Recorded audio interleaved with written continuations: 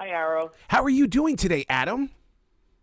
I'm doing well. Thank you so much for chatting with me. Absolutely. I got to tell you, right from the very start here, and it might be a little selfish, but I got to tell you, this is the first book that my wife and I are reading at the same time. And it creates conversation. And I know it's for the young adult readers and stuff like that, but no. This is an everybody book. That's so special to hear. Thank you so much for sharing that with me. I think I'm of the same mindset for you that while these novels are geared toward a young adult audience, there's something universal about it for absolutely everyone. Well, I think what you are, you share brilliant stories. And I think that's what we grew up with is that I want that story that's going to stick to me, not one I'm going to say, yeah, I read it. No, I want it to stick to me so I can have a conversation.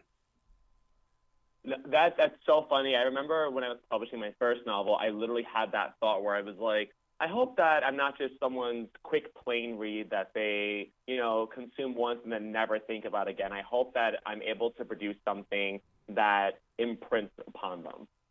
So where do you go in order to grow a story like The First to Die in the End? Because, I mean, I go into my studio, and my studio is a very sacred place. Is your writing room the same thing? I have an office at home now, but I write everywhere. I write in my living room. I write at my dining table. I write in the park. I write in the back of an Uber. Like I will normally always carry my laptop with me, and I just write whenever I can, to be honest. Oh my God, you're so me in the way that, and what I did was I gave it a label. I said, I stream think, and they go, what do you mean? It moves through me. I've got to be ready to take it from the universe and then give it away. Absolutely. No, I tell people all this time, I was like, if I seem a little distracted, it's because I am talking with you, but I am also telling the story in my head right now. And I've been juggling them both. Maybe it's the Gemini in me. Oh my God, you're Gemini, I'm Cancer. Okay, see, that says a lot right there. It says, yeah, apparently that means we're friends. To be on this subject, like 20, they learn 24 hours before the transition or dying. I've talked about that a lot on iHeartRadio. If we had that opportunity, but the thing is, I believe that people would use their wealth to try to get 48 hours and then 72 hours. Man, I mean, what's your gut on that? Oh, I 100% agree. There's a little note in the book where you have a little detail in the book where you have like older, wealthier people who are basically trying to campaign for like, hey, can I get more of a heads up? And I'm just like, and Jeff Cass is not offering that to people. Like they want it to be an equal opportunity for people across the board. And I really appreciate that mentality in the company. And you know that readers are going to take this to TikTok and other social media outlets, and they're going to ask questions like that. What would you do? How would you do? And what would you learn from it?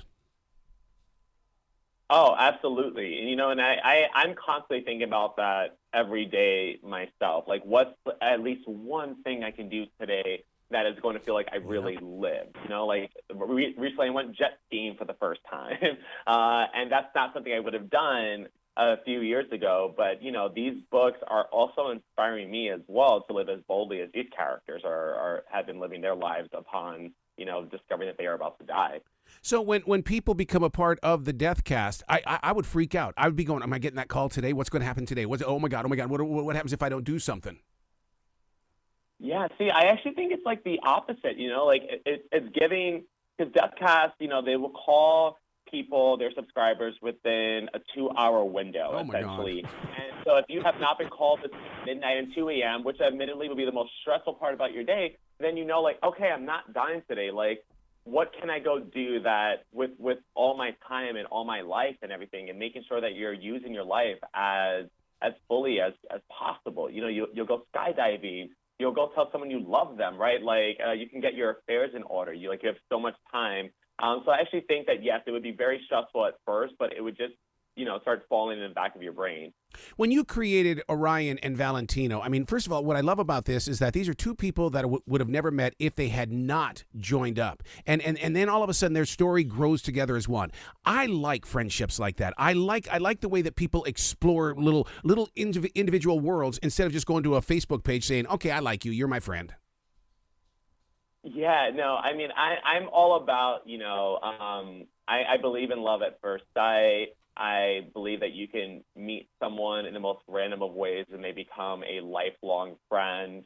And being able to explore that, I kind of sometimes pitch these novels as Before Sunrise meets Black Mirror with a queer spin on it, and I think that, that hits it right on the head. Wow.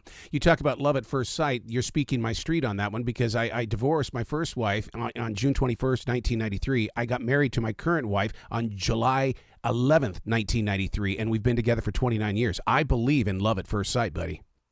That is amazing. That gives me so much hope for so many things. And, props to you for just understanding what you needed more out of life. That's something that I think some of the characters in my novels often don't discover themselves until they find out they're about to die, right? So I'm glad that you've had like a fuller life because of it. The emotional connection that you make on a page transfers out to us as readers. I can't imagine what you go through when your fingers are on that keyboard, because as a writer myself, I mean, there are times that I have to stop and I've got to cry a tear. I've got to show some emotion, and then all of a sudden, I'm back into the story again, using how it affected me.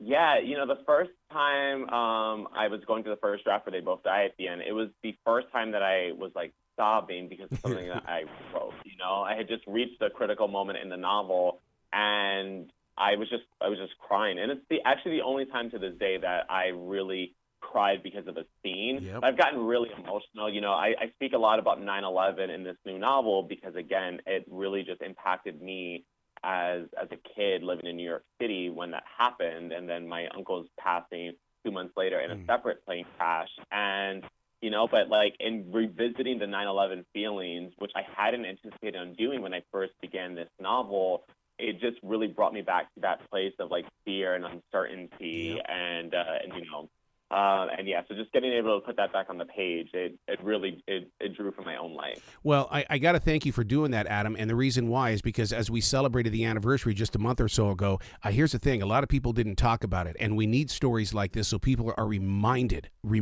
of what went on that day.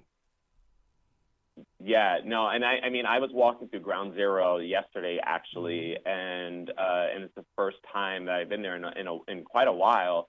And, I wanted to take that time, especially knowing its connection to the novel and my own history with it. And it was really, really emotional seeing the survivor tree, seeing, the pools where the buildings once stood. We can't forget it. Absolutely. Adam, you got to come back to this show anytime in the future. The door is always going to be open for you. I'd love that. Thank you so much for having me this time, and I will definitely be back. Absolutely. And thank you for your writing, too, because your writing touches people's lives. Thank you. You bet. Be brilliant today, sir. You as well.